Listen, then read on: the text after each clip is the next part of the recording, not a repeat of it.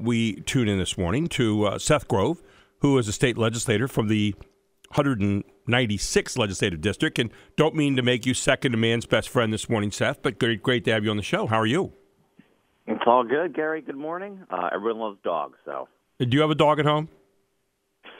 We do not. My father-in-law just got one, Ellie Mae, and I've been made it's Godfather. So Ellie Mae, and you renamed it Godfather. And you renamed it Godfather? Godfather, yes. So how do we go from Ellie Mae of the Beverly Hillbillies to Godfather, obviously a little darker kind of thing? Don't know. Okay, we're not. Don't know. I think you could probably take that up in the state legislature, and that would be, that would keep them so occupied they might actually do something. No, I'm not kidding. But anyway, hey, I want to talk to you a little bit about a couple things this morning. Number one, you're one of the sponsors on the House Bill 1532 on critical race theory that's being considered as curriculum around the country. And I saw we're like 46 states, I think. Is it 46 states? Might not be that many, but I think it was in the neighborhood of 46 states are out there. With laws now or budding laws trying to say we're not going to allow that to be taught as curriculum in schools in Pennsylvania. What are your thoughts about the whole critical race theory, this idea that we all are basically racist, and that's kind of what the premise is that you're starting from in terms of teaching that in schools? Yeah, listen, Pennsylvania has just approved a constitutional amendment to ensure that there is not racial or ethnical inequality here in the Commonwealth. Based on that, it is clear that Pennsylvanians want an equal playing field, and that we shouldn't be teaching any student, regardless of race, creed, color, skin, etc., that one race is superior to the other, or discrediting one race over the other. We should be talking to children in schools about how they're the same and equality. So I think this has been a very dangerous concept that has led to more division than unity in schools that are unfortunately trying to teach this. As I sit back afar, and almost 25 years after, I taught school for 25 years, and I taught history, and a lot of it was Constitution during that time. I always taught that all men are created equal. The basic idea that they are endowed by their Creator with certain unalienable rights, that among these are life, liberty, and pursuit of happiness. I made a point of saying that no matter what color people were in my room or what nationality, because that's just how I looked at things.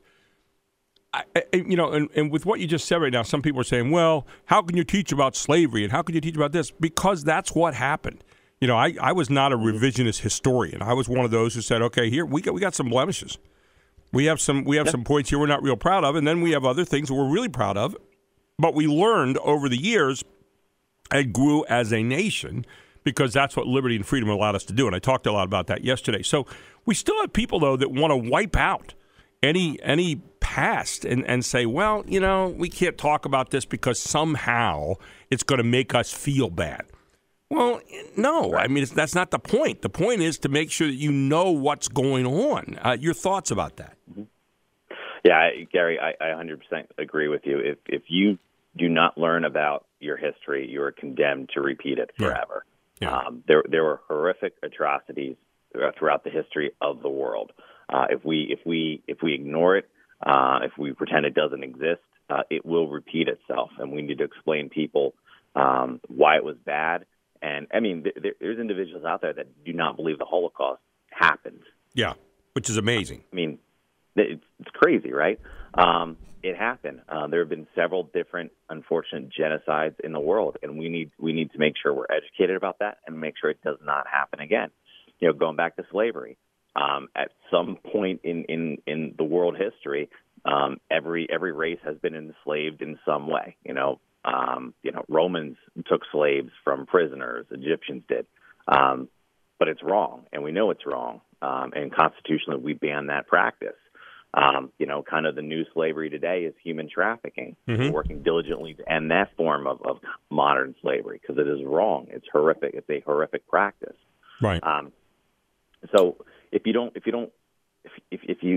take your time and learn about it and confront it and understand it was wrong and here's why it was wrong, you're just gonna always get stuck in this cycle. So it's important to learn the history, and it's important to have context with it too, right? Well, and I think just hanging out the bad wash all the time, when that's kind of what we do with talking about history. We say, hey, here, this was some bad wash here, and but here's the context in which these people saw this at that time.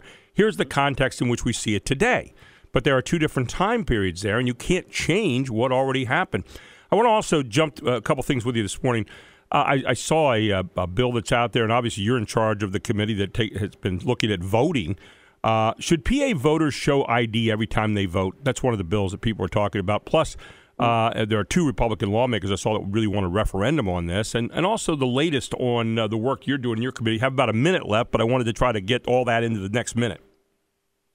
Yeah, we're moving House Bill 1300 out of the committee. It is the largest election reform in the country. It has lots of election integrity and security features built into it, one of which is voter identification, which require every single person to show ID when they go to vote. And states that have done this, they've had huge turnout, general population as well as minorities. No one has been disenfranchised. We currently have a voter ID policy here in the Commonwealth for first-time voters, and there hasn't been a single person that has filed a lawsuit against that policy. So we've had 7 years of a pilot program. It's time. It closes a significant internal control loophole within our election laws, and I think we have enough provisions in there to ensure that, number one, nobody can be turned away from the poll. Absolutely. That is federal law. Right. So no one can be disenfranchised by any policy any state does, because at the end of the day, you can always file a provisional ballot. So all the safety guards are in there. It's the right thing to do, and we need to get it on the governor's desk. In the times in which we live, why would anyone fight that? You know, for example, I just flew the other week. If I go through there and I don't pull my ID out, I say, well, I'm not going to show you my ID. Well, you're not going to fly. Now, you can say, well, that's a right versus a privilege. You could probably make some argument there.